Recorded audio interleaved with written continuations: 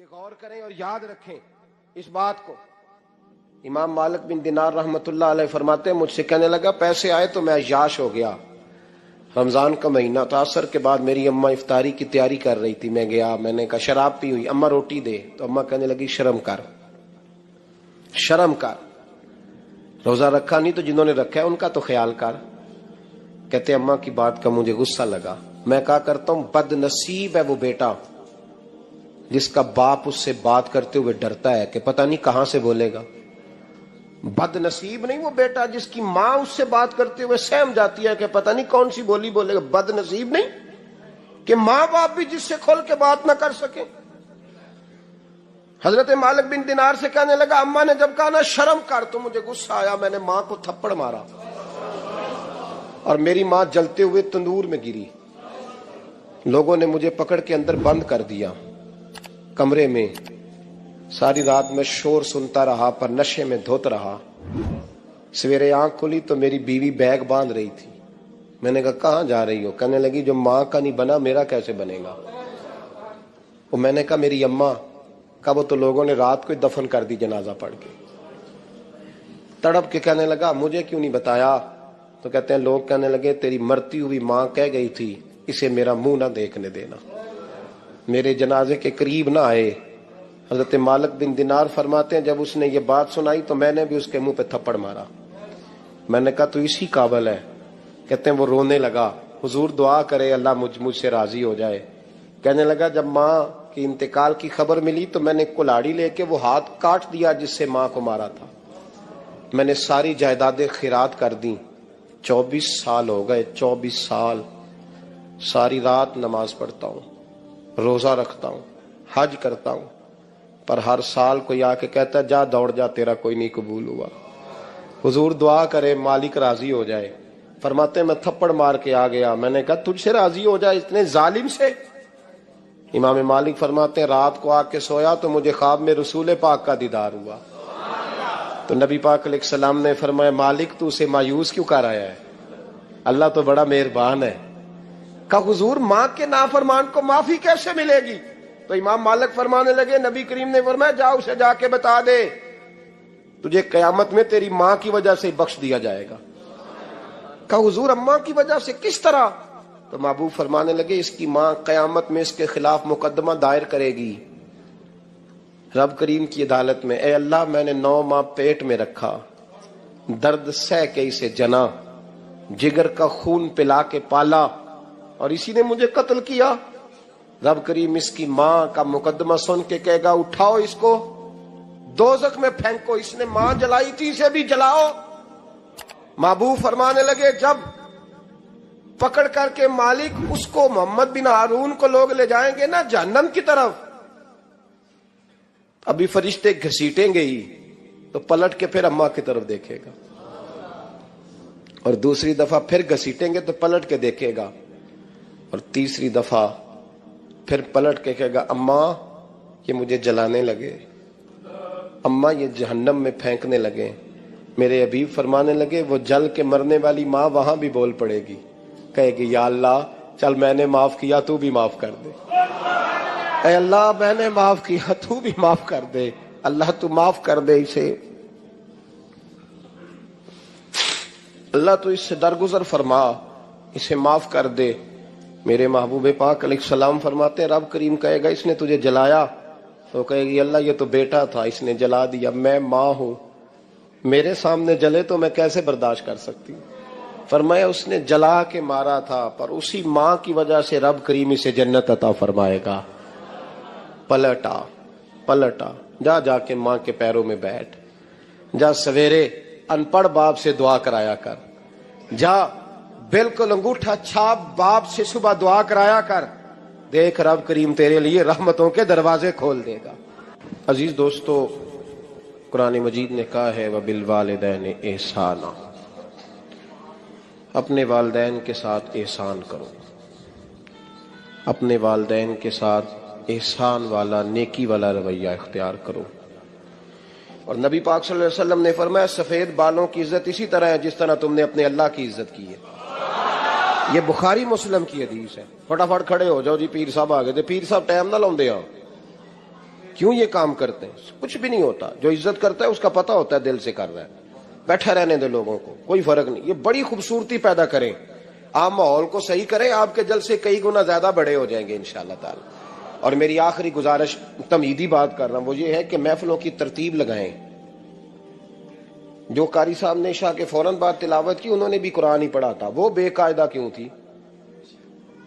پھر جو دوبارہ 1.5 گھنٹے کے بعد باقاعدہ شروع ہو گئی تو وہ قرآن پاک نہیں تھا؟ ان باقاعدہ شروع ہونے لگی ہے، کیا مطلب ہے اس کا؟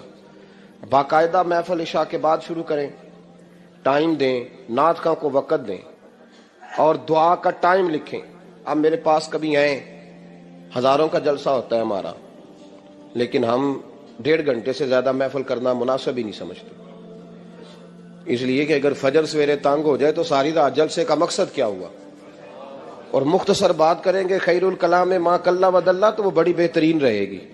سنجیدگی لائیں، تاکہ جس آدمی نے سویرے کام پہ جانا ہے وہ 10 کیا ویا کہ میں چلا 8 بجے محفل شروع ہونی ہے تے لو 9:45 میں تھوڑے کول ہوواں گا انشاءاللہ، تاکہ باقی کا کام بھی کر لیں.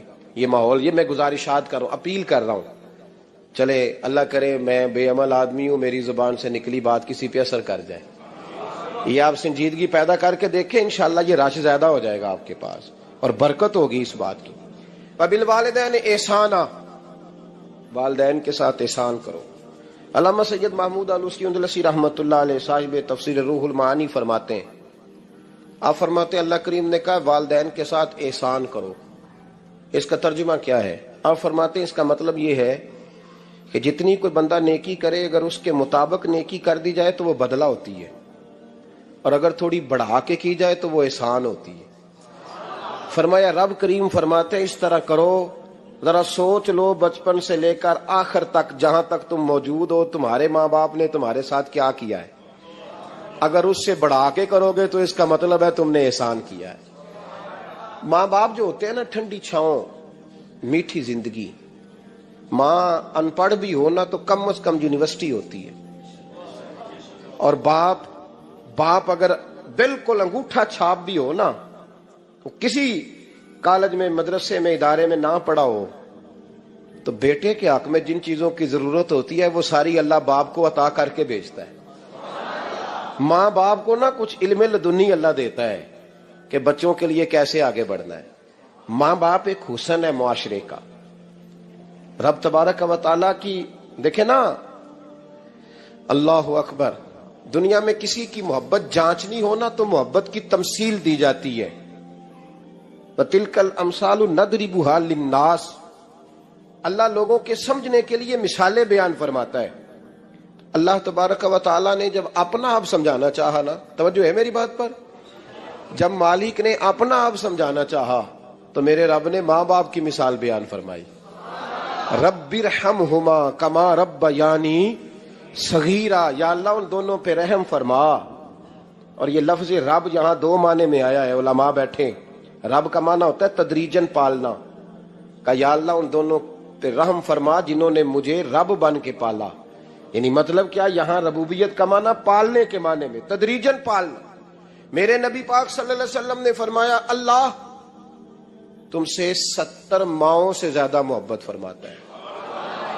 یہ امام سیوطی نے در منصور میں روایت لکھی ہے. اچھا بھائی، اللہ نے بھی مثال ماں کی بیان فرمائی. فرمایا گھر جا کے اپنی اماں کو دیکھ لو، اماں تم سے کتنا پیار کرتی ہے. بس اس پیار کو تولنا شروع کر تو 70 ماؤں سے بھی زیادہ رب تم سے محبت فرمانے والا ہے. ماں کے سینے میں نا، دیکھیں نا، ایک بچی ہوتی ہے BA، وہ اس نے کر لیا، اس کی اماں روز کہتی ہے بیٹے سویرے اٹھا کر. ساس کے پاس جائے گی تو وہ کہے گی کہ اس کی اماں نے سویرے اٹھنا سکھایا ہی نہیں. اب بیٹی کہتی ہے اماں جدو جاواں گی ویکھی جائے گی. اچھا اس کی شادی ہو گئی، اس کی ساس نے آہستہ آہستہ شکوے شروع کر دیے، خامن سے کہنے لگی تو اس کو اٹھاتا ہی نہیں سویرے. وہ بھی کہتا ہے کمرے میں جا کے اماں شکوا کرتی ہے تو اٹھتی نہیں. اور بچی لاڈلی تھی، وہ نہیں تھی اٹھتی ٹائم پہ. زندگی کے 22 سال 23 سال وہ سویرے نہیں اٹھی، وقت پہ نہیں اٹھی. مثال دے رہا ہوں. پھر اسی بیٹی کو اللہ نے ایک بیٹا عطا کر دیا. صبح 100 آواز اس کی اماں دیتی تھی پر اس کی آنکھ نہیں کھلتی تھی، لیکن اسی بیٹی کا بیٹا سحری کے وقت ہلکا سا روتا ہے، सारी दुनिया सोई है पर अम्मा उसकी फटाफट जागती है, फटाफट जागती है। एक आदमी था तो उसकी बीवी इंतकाल कर गई और उसने तलाक दे दी। 10-11 साल का उसका बेटा था, उसने दूसरी शादी कर ली। एक दिन अपने बेटे से कहने लगा, बेटे वो सगी अम्मा ठीक थी या ये वाली ठीक है? तो बेटा कहने लगा, अब्बा जी ये ठीक है, वो सगी अम्मी झूठ बड़े बोलती थी, सगी अम्मी झूठ बड़े बोलती थी, झूठी थी, ये सच्ची है। उसने कहा, बेवकूफ तेरी माँ झूठी थी? उसने कहा, अब्बा बड़ी। कहा किस तरह? कहने लगा, अब्बा जी मैं ना, कभी आपको पता मैं शरारती हूं, कभी मैं शरारत करता था ना, कोई बर्तन तोड़ देता था तो मेरी सगी अम्मा मुझे थप्पड़ मार के बाहर निकालती थी, कहती थी मैं ताला लगाऊंगी बावर्ची खाने को, तुझे सारी रात रोटी नहीं देनी, तू आज भूखा ही रहेगा, बिल्कुल नहीं देना, सारी रात नहीं देना। बड़े दावे करती थी, कस्में उठाती थी, पर बड़ी झूठी थी। आधा घंटा भी नहीं गुजरता था तो गलियों में मुझे ढूंढने लग जाती थी,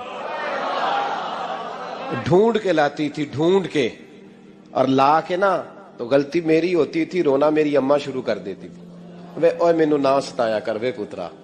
फिर मेरी मर्जी का खाना मुझे पका के देती थी, मेरी मर्जी का, और फिर मेरी अम्मा मुझे तोहफा भी देती थी। अब्बा जी वो झूठी थी, पहले कह रही थी सारी रात नहीं देना, अब आधा घंटा। ये बड़ी सच्ची है, जवाब भाई है। मैं शरारत करता हूं तो थप्पड़ मार के निकाल देती है, कहती है रोटी नहीं देनी, फिर मैं सारी रात रो के गुजारता हूं पर नहीं देती। ये सच्ची है, वो झूठी थी। तू मां के दर्द को क्या समझे? बच्चे तो कहते हैं अम्मा ने हमें कैद कर दिया, अम्मा कहती है मेरी मर्जी से खाओ, और तुझे नहीं पता उसने कैद नहीं किया, वो तुमसे प्यार बड़ा सच्चा करती, और बड़ा सच्चा प्यार करती है तेरे साथ, बड़ा सच्चा। बेटा बर्गर खा के आ जाता है, अम्मा कहती है रोटी खा ले, कहता नहीं आपने बैंगन पकाए हुए हैं मैंने नहीं खाने। तो अम्मा मिन्नतें करती है, कहती है चल तू दस की खाना है, तेनू सेवियां ना बना दिया, फटाफट दाल पक जाएगी, क्या खाएगा? वो अब्बा जी मेरी तरह करीब से कहते हैं छड़ पर, भूख लगेगी तो आप ही खा लेगा। लेकिन अम्मा कहती है इसने रोटी ना खाई तो मुझे नींद नहीं आएगी। तो इस दर्द को समझना, मैं गुलाम हूं एक आस्ताने का, और मैं समझता हूं जो किसी का मुरीद ही नहीं, उस पर तो साया ही नहीं, उसे चाहिए किसी बुजुर्ग का साया हासिल करे। लेकिन भाई ये बात भी बड़ी सच्ची है कि मेरे जैसे पीर के हाथ में 5,000 रुपया नजराना दो ना, पीर साहब दुआ करना, तो पीर साहब ने दुआ पक्की याद की हुई है सबके लिए, रट्टी रटाई, अल्लाह खैर करे अल्लाह भला करे, और सबके लिए रट्टा लगाया हुआ है। और अम्मा को बेटा वैसे ही कह जाए, वैसे ही, अम्मा मैं इंटरव्यू देने जा रहा हूं, जरा दुआ करना, वो बीबियां मंगा के दुआए तंजीना पढ़ाना शुरू कर देती है, और सारी सारी रात मुसल्ले पे बैठी। इस दर्द को समझना। ओ भाई बड़ा वेल ड्रेस बेटा होता है, वेल ड्रेस नौजवान, वो